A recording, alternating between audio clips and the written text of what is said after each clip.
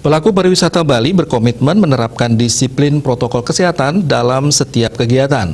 Hal ini dilakukan untuk menjaga kepercayaan wisatawan sekaligus bersama-sama mencegah penularan COVID-19 pada periode Nataru.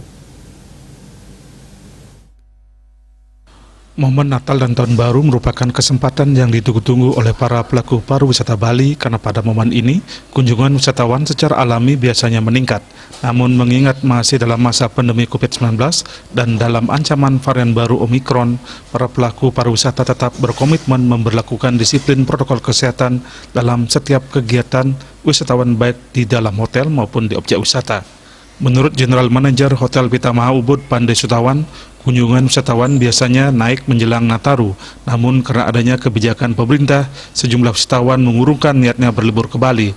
Namun pihaknya bisa memahami kebijakan yang diambil pemerintah dalam hal pengendalian mobilitas penduduk pada periode Nataru untuk mencegah penularan COVID-19. Ia juga mengapresiasi pembatalan PPKM level 3 pada saat Nataru.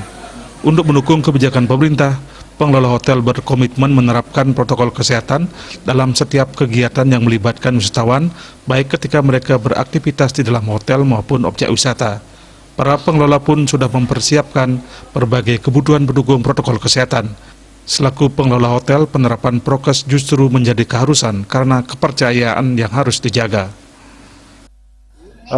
Kami dari industri pariwisata, khususnya pelaku pariwisata di dunia perhotelan, kami akan tetap mempertahankan dan memperlakukan prokes yang begitu sangat ketat sehingga kepercayaan pangsa pasar, khususnya pangsa besar domestik, bisa semakin bertambah bahwa tingkat penyebaran kasus COVID-19 di Bali ini terkendali dan terkelola sesuai dengan apa yang kami lihat di media sosial dimanapun itu.